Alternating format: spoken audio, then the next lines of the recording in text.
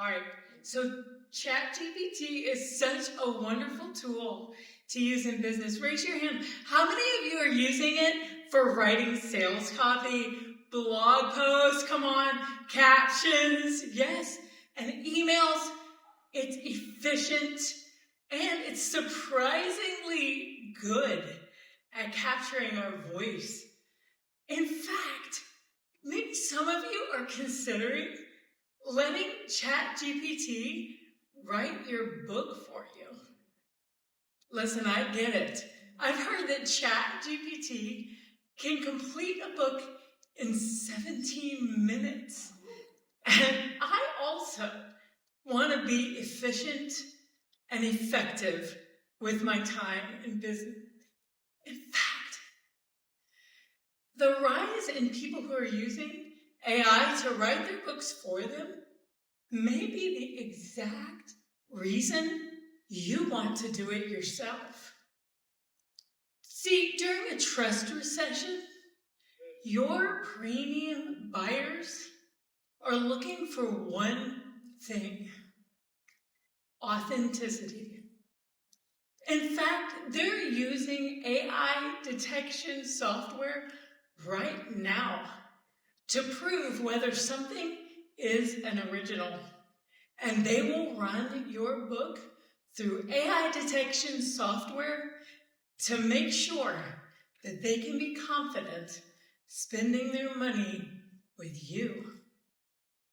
Your high-ticket buyers need confidence and certainty. And your originality and authenticity is exactly what will prove it to them. Their certainty is our end result. There's this amazing natural law called teleology.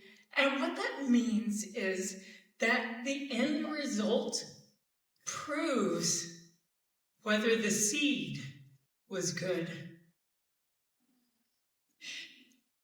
An acorn is tiny, right? But it produces a massive oak tree. Did you know that the longevity of an oak tree is 200 years?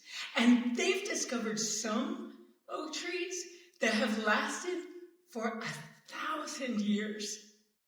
Now, that must have been some acorn.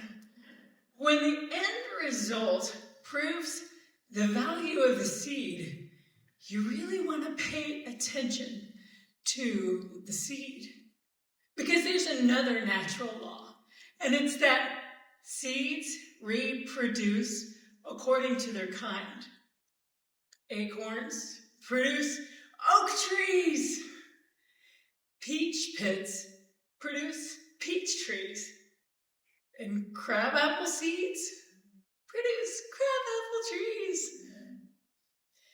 And the good news is you get to decide what you plant. How many of you would like to know what that could really look like for you if you choose to be an author who is an original? Yes? You want to hear? All right. Just this summer, Emily Judice boarded a plane after a relaxing time on Nantucket. And while she was getting settled in her seat, a fellow passenger said, I think I know you. She said, I don't believe we met.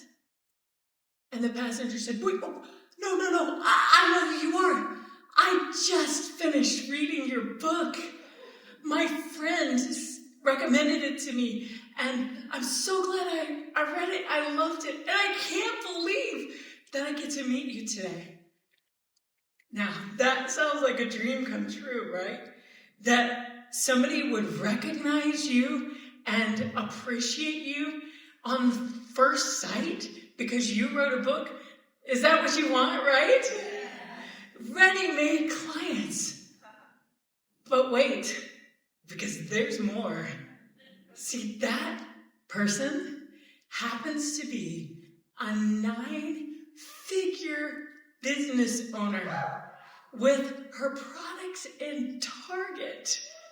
And she was so captivated by the ideas in Emily's original book that she said, hey, as long as we're here, can I pick your brain?